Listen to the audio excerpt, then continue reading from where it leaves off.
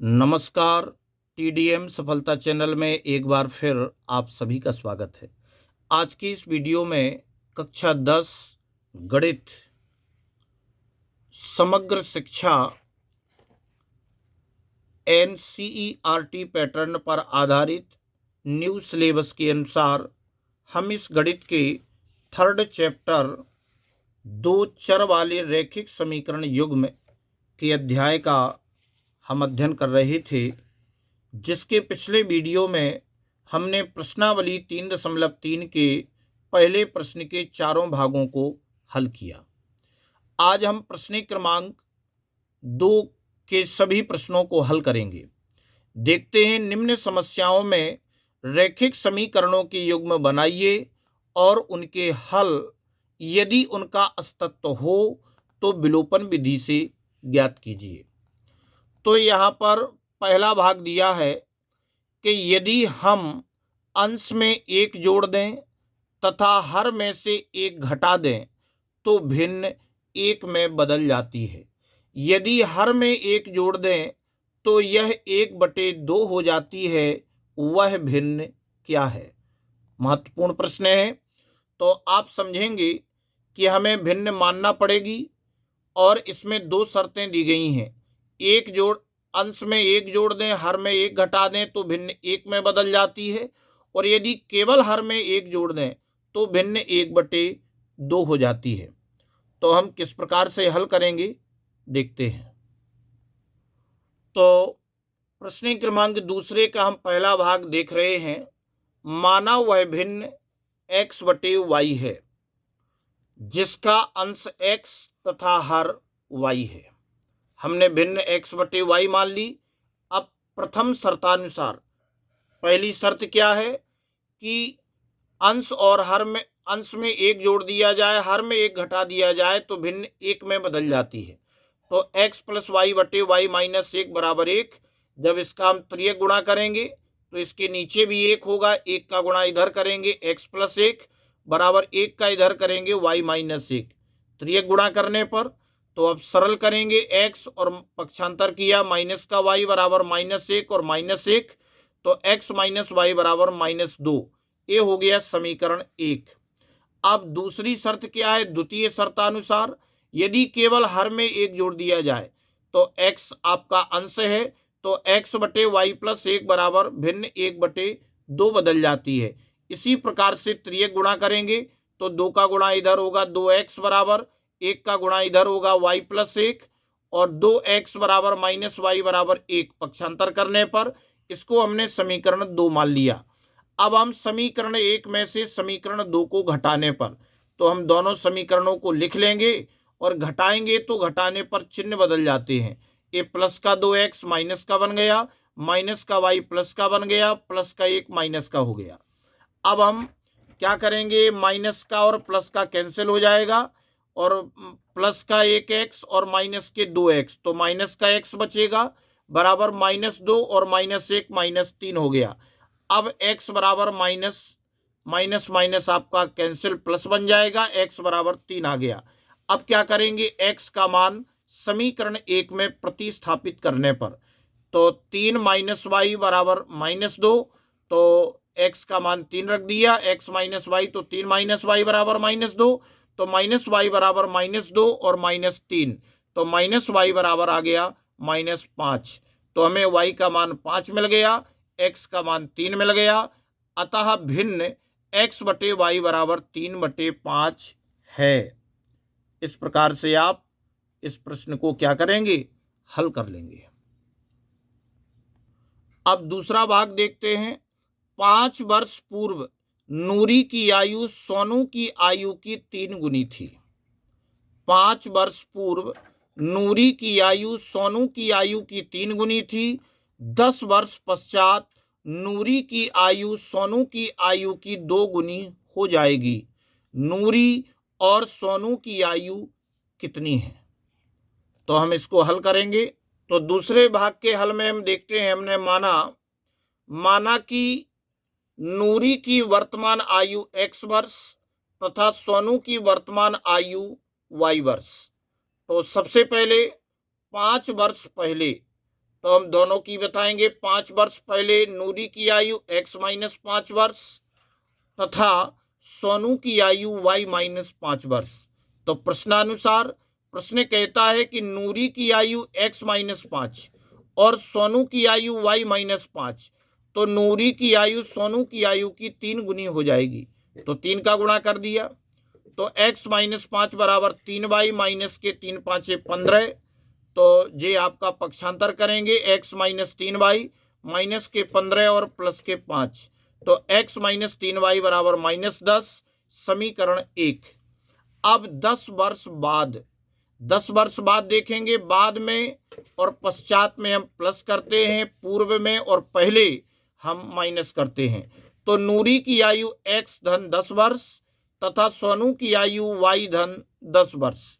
तो प्रश्नानुसार प्रश्न कहता है कि नूरी की आयु x प्लस 10 और सोनू की आयु की 2 गुनी रह जाएगी, तो 2 का गुणा कर देंगे, तो x प्लस 10 बराबर 2y और 10 दूनी 20, तो x माइनस 2y बराबर 20 माइनस 10, तो x माइनस 2y बराबर कितना आ गया 10, समीकरण 2। अब समीकरण 1 में से समीकरण 2 को घटाने पर जब घटाएंगे तो x माइनस 3y बराबर माइनस 10, तो x माइनस 2y, पहले हमने दोनों समीकरणों को लिख लिया। अब घटाने पर चिन्ह बदल जाएगा, प्लस का माइनस हो गया, माइनस का प्लस हो गया, प्लस का माइनस, तो ये आपका प्लस माइनस कैंसिल हो जाएगा, और माइनस के 3 प्लस के 2, तो माइनस का y बराबर माइनस 10 माइनस 20, तो y बराबर कितना आ गया 20 वर्ष। तो y का मान समीकरण 1 में रखने पर, जब हम y का मान समीकरण 1 में रखेंगे तो x माइनस 3 गुणा 20 बराबर माइनस 10, तो x माइनस 30 दूनी 60 बराबर माइनस 10, तो x बराबर माइनस 10 प्लस 60, तो x बराबर आ गया 50 वर्ष। अब हम उत्तर में बता देंगे कि अतः नूरी की वर्तमान आयु 50 वर्ष तथा सोनू की वर्तमान आयु 20 वर्ष है। इस प्रकार से आप इस प्रश्न को हल करेंगे। अब तीसरा भाग देखते हैं। 2 अंकों की संख्या के अंकों का योग 9 है। एक 2 अंक की संख्या है, यदि उस संख्या के अंकों का योग किया जाए तो 9 है, और इस संख्या का 9 गुना, यानी जो हम संख्या मानेंगे उस संख्या का 9 गुना संख्या के अंकों को पलटने से बनी संख्या का 2 गुना है, वह संख्या ज्ञात कीजिए। तो तीसरे भाग का हल करेंगे। हमने माना संख्या की इकाई का अंक बराबर x तथा दहाई का अंक बराबर y। इकाई का अंक x, दहाई का अंक y, इसलिए संख्या बनेगी 10y प्लस x, क्योंकि 10 का गुणा दहाई में होगा, दहाई हमारा y है, तो 10y प्लस x। तो प्रथम शर्तानुसार पहली शर्त क्या है कि अंकों का योग 9 है, तो x प्लस वाई बराबर 9, इसको हमने दे दिया समीकरण 1। अब अंकों को पलटने पर, अंकों को जब हम पलटेंगे तो इकाई का अंक बराबर y होगा और दहाई का अंक बराबर x, तो इनसे जो संख्या बनेगी, इसलिए संख्या बराबर, अब 10 का गुणा तो दहाई में ही होगा, तो 10x प्लस वाई। प्रश्नानुसार प्रश्न कहता है कि इस संख्या का 9 गुना, पहली जो संख्या थी 10y प्लस x, इस संख्या का 9 गुना अंकों को पलटने पर प्राप्त संख्या का 2 गुना है। तो हमने इसमें जो संख्या प्राप्त हुई इसमें 2 का गुणा कर दिया। अब सरल कर लेंगे, तो 10 नारे 90, 90y प्लस 9x बराबर 10 दूनी 20x प्लस 2y। तो ये आपका हो गया 90y प्लस 9x माइनस के 20x माइनस के 2y बराबर 0। अब 90 में 90y और माइनस के 2y, तो कितने बचे 88y, और माइनस के 20 और प्लस के 9, तो माइनस के 11x बराबर 0। तो माइनस के 11x बराबर पक्षांतर किया तो माइनस के 88y, इसलिए x बराबर माइनस 88 बटे 11y, तो x बराबर आ गया 8y। 11 8 88, 11 का भाग दे दिया, x बराबर 8y, समीकरण 2। अब x का मान समीकरण 1 में रखने पर, तो 8y प्लस y बराबर 9, तो ये हो गया 9y, 9y बराबर 9, तो y बराबर हो गया 9/9, तो y बराबर 1। y का मान समीकरण 2 में रखने पर तो x बराबर 8 गुणा 1 बराबर 8 एकम 8, तो x बराबर कितना आ गया 8। तो अतः संख्या 10 गुणा 1 प्लस 8 बराबर 10 प्लस 8 बराबर 18 है। तो हमारी जो संख्या प्राप्त हुई वह 18 है। यदि हम इन दोनों अंकों का योग करेंगे तो हमें 9 प्राप्त होता है। इस प्रकार से हम इस तीसरे भाग को हल करेंगे। चौथा भाग देखते हैं। मीना 2000 रुपये निकालने के लिए एक बैंक गई। उसने खजांची से 50 रुपये तथा 100 रुपये के नोट देने के लिए कहा। मीना ने कुल 25 नोट प्राप्त किए। ज्ञात कीजिए कि उसने 50 रुपये और 100 रुपये के कितने कितने नोट प्राप्त किए। तो चौथे प्रश्न का हल हम देखते हैं। माना 50 रुपये के नोटों की संख्या बराबर x तथा 100 रुपये के नोटों की संख्या बराबर y है। तो अब हम तब प्रश्नानुसार, चूंकि उसने क्या किया कि 50 रुपये और 100 रुपये के नोट, कुल में 25 नोट प्राप्त किए, यानी कि x प्लस वाई बराबर 25, यानी 50 रुपये और 100 रुपये के जो नोट हैं वो कितने हैं 25 हैं। तो दोनों मिलकर के 25 हैं। इसको हमने समीकरण 1 दे दिया। तो तथा 50x प्लस 100y बराबर 2000, क्योंकि उसने 2000 नोटों को प्राप्त किया, तो जिसमें से 50 के नोट हैं और 100 रुपये के नोट हैं। तो 50x धन 100y बराबर 2000। अब इसको 50 से भाग दे देंगे तो x प्लस 2y बराबर 40, समीकरण 2। अब समीकरण 1 में से समीकरण 2 को घटाने पर हमने दोनों समीकरणों को लिखा, घटाएंगे तो चिन्ह बदलेंगे, प्लस का माइनस हो गया, प्लस का माइनस हो गया, प्लस का माइनस हो गया, और ये आपका प्लस माइनस कैंसिल हो गया। अब प्लस का 1y और माइनस के 2y, तो माइनस का y बचेगा और यहाँ पर माइनस के 15 बचेंगे घटाने पर, तो हमें y बराबर प्लस के 15। अब y का मान समीकरण 1 में प्रतिस्थापित करने पर, जब प्रतिस्थापित करेंगे तो x प्लस वाई बराबर 25, तो x प्लस 15 बराबर 25, तो x बराबर 25 माइनस 15, तो x बराबर कितना आ गया 10। अब हम उत्तर में बता देंगे कि अतः 50 रुपये के नोटों की संख्या 10 है तथा 100 रुपये के नोटों की संख्या 15 है, और दोनों नोट मिलाकर के कितने हो गए 25। इस प्रकार से आप इस प्रश्न का हल करेंगे। अब पांचवा भाग देखते हैं। किराए पर पुस्तकें देने वाले किसी पुस्तकालय का प्रथम 3 दिनों का एक नियत किराया है तथा उसके बाद प्रत्येक अतिरिक्त दिन का अलग किराया है। सरिता ने 7 दिनों तक एक पुस्तक रखने के लिए 27 रुपये अदा किए, जबकि सुशी ने एक पुस्तक 5 दिनों तक रखने के लिए 21 रुपये अदा किए। नियत किराया तथा प्रत्येक अतिरिक्त दिन का किराया ज्ञात कीजिए। देखो, किराए पर पुस्तकें देने वाले किसी पुस्तकालय का प्रथम 3 दिनों का एक नियत किराया है। पहले 3 दिन का जो नियत किराया फिक्स रहेगा और उसके बाद अतिरिक्त दिन का अलग किराया लगेगा। तो सरिता ने 7 दिनों तक, तो देखो 7 दिनों के लिए उसने रखने के लिए 27 रुपये अदा किए। तो 7 दिनों के लिए हम क्या करेंगे, 3 तो आपका वो निकल जाएगा और बचे 4, तो 3 अलग रहेगा और आपका 4, यानी x और प्लस 4y मिलकर के 27 होगा। और 5 दिनों तक के लिए अदा किए, तो 5 के लिए आपका 3 वो निकल जाएगा, तो और इसके बाद आपका 2 बचेगा, तो 2y बराबर, यानी x प्लस 2y बराबर 21। इस प्रकार से हम समीकरण बनाकर के इस प्रश्न को हल करेंगे। तो पांचवें भाग में हम माना प्रथम 3 दिन के लिए नियत किराया x रुपये। पहले 3 दिन का तो नियत किराया x रुपये है और आगे के लिए प्रतिदिन y रुपये है।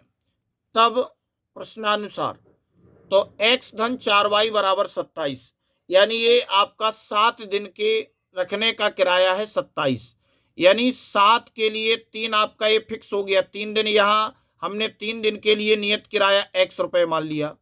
और अब बचे आपके 4, तो 4 के लिए प्रतिदिन का y है, तो ये 4 का 4y हो जाएगा।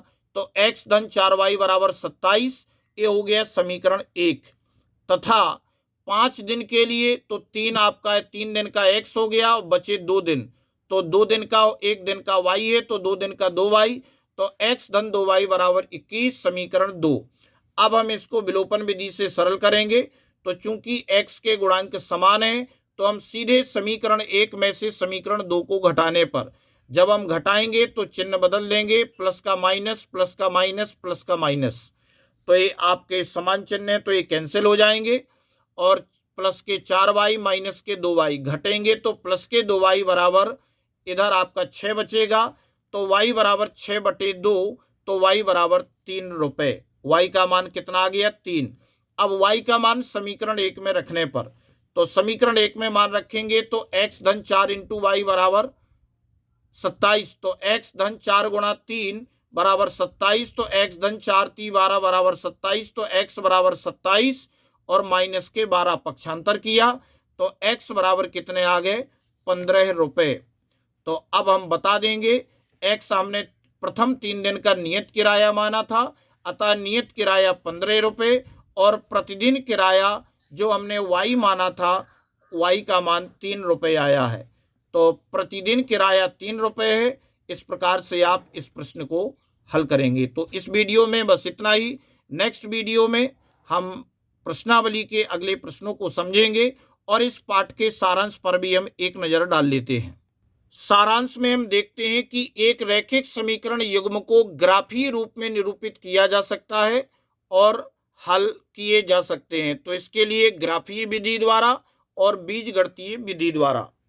इसके बाद हमने देखा कि ग्राफीय विधि में स्थितियां क्या बनती थी कि दो चरों में एक रैखिक समीकरण युग्म का ग्राफ दो रेखाएं निरूपित करता है। तो इसमें से 3 कंडीशन बनती थी कि यदि रेखाएं एक बिंदु पर प्रतिच्छेद करती हैं तो वह बिंदु दोनों समीकरणों का अद्वितीय हल होता है। इस स्थिति में समीकरण युग्म संगत होता है। यदि रेखाएं समपाती हैं तो उसके अपरिमित रूप से अनेक हल होते हैं और रेखा पर स्थित प्रत्येक बिंदु हल होता है। इस स्थिति में समीकरण युग्म आश्रित या संगत होता है। यदि रेखाएं समांतर हैं तो समीकरण युग्म का कोई हल नहीं होता है। इस स्थिति में समीकरण युग्म असंगत होता है। और तीसरे पॉइंट में बीजगणितीय विधि, हमने एक रैखिक समीकरण युग्म हल ज्ञात करने के लिए निम्न विधियों की चर्चा की। तो बीजगणितीय विधि से जब हम समीकरणों को हल करते हैं तो इसकी 3 विधियां हैं, प्रतिस्थापन विधि, विलोपन विधि और वज्र गुणन विधि। ये 3 विधियां हैं जिसमें से हमने इस आपके सिलेबस के अनुसार 2 विधियों का अध्ययन किया, प्रतिस्थापन विधि और विलोपन विधि। अब आगे चौथे बिंदु में दिए गए रैखिक समीकरण a1x धन b1y धन c1 बराबर 0 और a2x धन b2y धन c2 बराबर 0 एक रैखिक समीकरण युग्म को प्रदर्शित करते हैं। तो निम्न स्थितियां उत्पन्न होती हैं जब a1/a2 बराबर नहीं है b1/b2। इस स्थिति में रैखिक समीकरण युग्म संगत होता है। a1/a2 बराबर b1/b2 बराबर नहीं है c1/c2।